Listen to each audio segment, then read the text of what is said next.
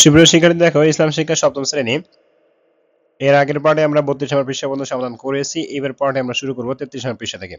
তো তার আগে উপরে কি দেওয়া আছে আমরা একটু পড়ে আসি। দেখো বলা হয়েছে অপরাগত অবস্থায় কেউ বেহুশ হয়ে পড়লে যদি 24 ঘন্টা সময় অর্থাৎ 5 ওয়াক্ত সালাতের বা তার চেয়ে বেশ কম সময় অতিক্রান্ত হয় তাহলে সক্ষম হওয়ার পর রুগ্ন ব্যক্তিকে ধারাবাহিকভাবে কাজা করতে হবে।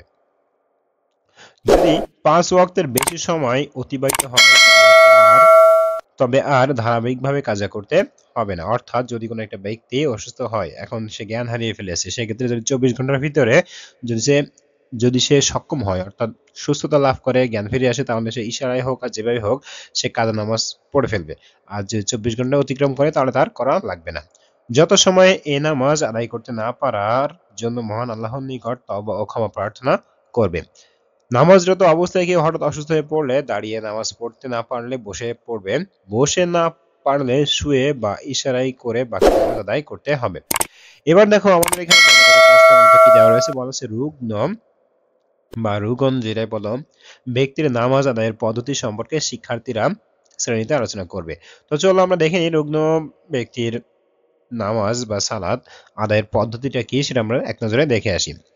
দেখো এখানে দিয়েছে দলগত কাজ রুগ্ন ব্যক্তির নামাজ আদায়ের পদ্ধতি সম্পর্কে শিক্ষার্থীরা শ্রেণীতে আলোচনা করবে।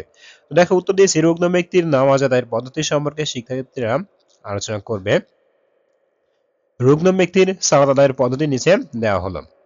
দেখো প্রথম নম্বর যেটা দিয়েছি যে কেউ যদি এমন অসুস্থ হয় যে দাঁড়িয়ে নামাজ পড়তে পারে না তাহলে সে বসে নামাজ পড়বে। 2 নম্বর দিয়েছি আর যদি বসেও না পড়তে পারে এবং রুকু সিজদা করতে না পারে তাহলে সে ইশারায় নামাজ পড়বে। তারপর দেখো 3 নম্বরে দিয়েছি বসতে না পারলে কিবলার দিকে পা দুটো সোজা করে না রেখে হাঁটু উঁচু করে রেখে কোনো কিছুর মধ্যে হেলান দিয়ে বসবে অথবা শুয়ে পড়বে। এখানে শুয়ে পড়বে কথাটা দিলে সব থেকে বেশি ভালো হবে। তারপর দেখো মাথা বা পিঠের নিচে বালিশ দিবে অতঃপর ইশারায় রুকু সিজদা করবে। এরপর দেখো 4 নম্বর দিয়েছি উত্তর দিকে মাথা রেখে কাত হয়ে শুয়ে কিবলামুখী হয়ে ইশারায় সালাত আদায় করবে। 5 নম্বরে দিয়েছি সালাত আদায়ে অক্ষম হলে রোগীর সুবিধা অনুযায়ী পড়বে। তারপর দেখো দিয়েছি এখানে হবে কেউ যদি 5 ওয়াক্ত তার চেয়ে কম সময় বেহুশ থাকে তাহলে তারপর সব সালাত ধারাবাহিকভাবে কাজা করতে হবে। 5 ওয়াক্ত এখানে হবে 5 ওয়াক্তের বেশি সময় বেহুশ থাকলে কাজা করা লাগবে না। তারপর দেখো বলছে আল্লাহ মাফ করে দিবেন।